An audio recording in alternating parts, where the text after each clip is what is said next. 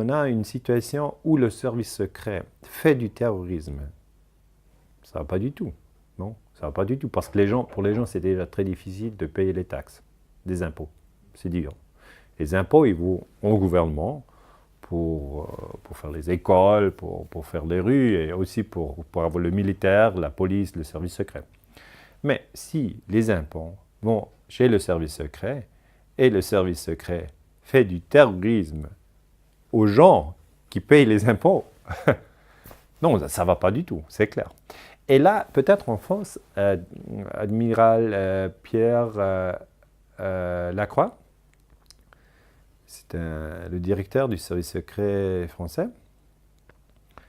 il a dit il y a eu cette armée secrète aussi en France, Stay Behind, c'est le nom général, et il a dit qu'il y a eu un moment de tension en France, c'était les années 60, pendant la guerre contre l'Algérie, donc la situation était celle, l'Algérie était une colonie française, et le président de Gaulle, à ce moment-là, a décidé de laisser, de donner la liberté à Algérie. Donc c'était l'idée de Algérie algérienne et ne pas Algérie française.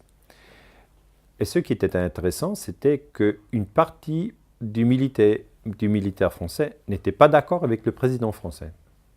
Donc il faut se rappeler que le militaire français, comme tous les militaires dans tout le monde, sont des gens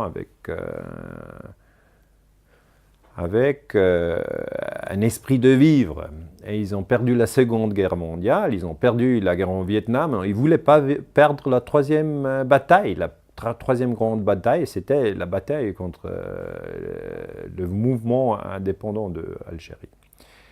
Et à la fin, c'était le président français qui disait non, cette guerre, on va la perdre, c'est-à-dire l'Algérie, elle va avoir la liberté, indépendance.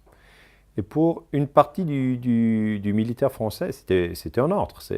Il n'y avait pas de quoi, c'était le président qui le disait, alors d'accord, c'était comme ça. Mais une autre partie, des groupuscules, organisations armées secrètes et d'autres, il était vraiment fâché. Et aussi des structures, des membres du Stay Behind français, ils étaient très fâchés. Et c'est là, dans ce moment-là, que le Stay Behind, donc les armées secrètes de l'OTAN, deviennent, comme je dis, dangereuses.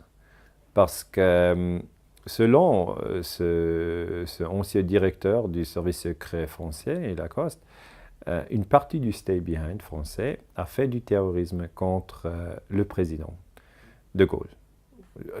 De nouveau, nous avons une situation que ça devrait pas avoir lieu, des situations comme ça. On doit, premièrement, pas avoir une armée secrète qui n'est pas contrôlée par le Parlement.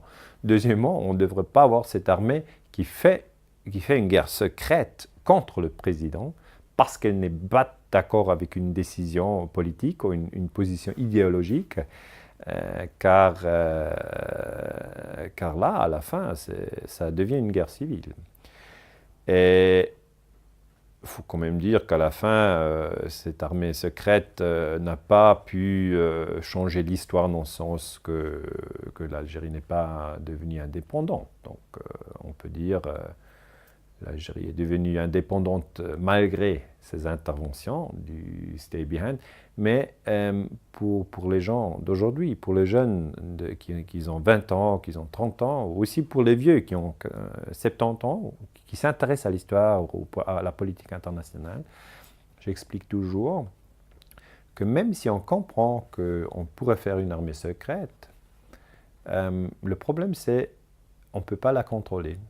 Si le Parlement ne sait rien de cette armée secrète, si les médias ne savent rien de cette armée secrète, si même une grande partie du gouvernement, pas tout le monde, le ministre de la Défense normalement était informé, et pas toujours comme en Belgique, mais normalement il était informé, aussi le Premier ministre, le Président, normalement ils étaient informés.